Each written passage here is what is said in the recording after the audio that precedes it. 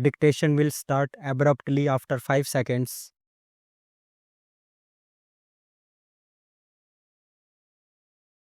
Tomorrow we will celebrate the Republic Day.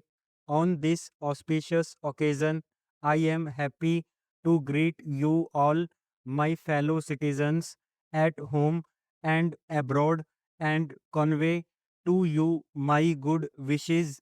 This is no doubt a joyous occasion, and we celebrate it with all enthusiasm, but this is also an occasion for calm introspection about where we stand and in what direction we are going.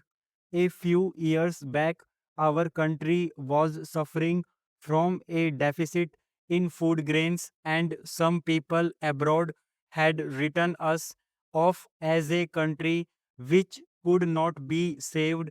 In their view, our agriculture had no future and we would be exposed to recurring famines.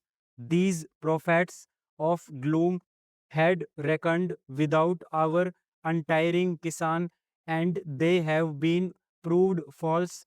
This country, which was producing 5 crore tons of food grains in 1950, has now reached a level of over 20 crore tons despite of floods and other natural calamities in several parts of the country. The credit for this goes to the Kisans, the vast majority of whom are small and marginal farmers.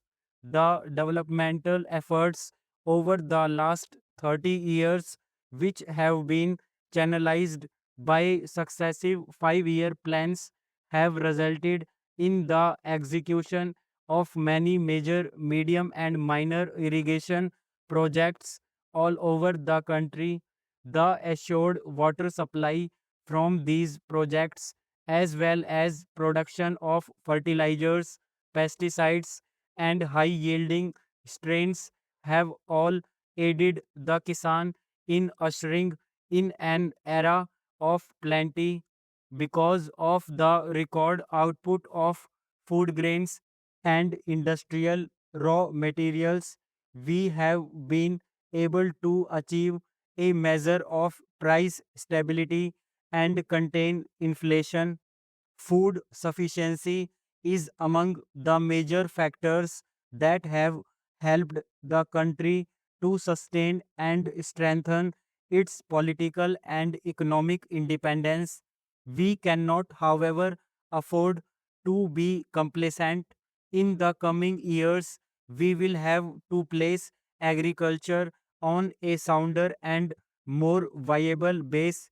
We will have to assure fair prices for the farmers' produce and reduce the cost of inputs that will encourage the Kisan to work harder and show better results. There has to be an intensive study of the agroecology of every area, and we must build up self reliance of each area in order to ensure the full development of its potential. If farmers, scientists, extension workers, developmental administrators, mass media agencies, and above all, our political leaders will all work together, we can soon regain the old image of our as a land full of milk and honey. While this achievement is certainly within our reach, a radical change in the entire value system of our urban societies is essential for attaining this goal. The brain drain and the depletion of resources from the village to the city must not only be stopped but must be reversed. The imperative need is for a happy combination of brain and brawn for achieving the rural prosperity. Those living in villages and our scientists and technologists who choose to work in villages must be provided with adequate facilities.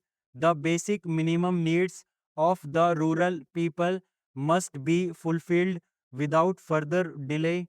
In the welter of demands and agitations by the urban pressure groups for an ever increasing share in the national cake, the needs of the poor farmer, the real producer of wealth in our country, are apt to be overlooked. Let us not forget that India will prosper only if the tiller of the soil lives and prospers. Our hard-working peasantry have proved time and again that they are ready to adopt new technology provided they are helped to do so. It is now the responsibility of every citizen in this country to ensure that our farmers are able to produce more food from less land. This presupposes considerable attention is safeguarding our basic agricultural assets like soil, water, flora and fauna so that productivity can be improved without harming the long-term production potential of soil and water. I have had occasion to fly over the Himalayas in recent months and I was shocked to see the extent of deforestation that has taken place. What was once all greenery has been reduced to barren rocks. Such denudation and the resultant soil erosion pose a grave danger to our future. Floods and droughts are caused by thoughtless destruction of forests. We should ensure that in our zeal to bring more land under the plough, we do not disturb the delicate balance of nature. We need to create new forest belts to be maintained in perpetuity.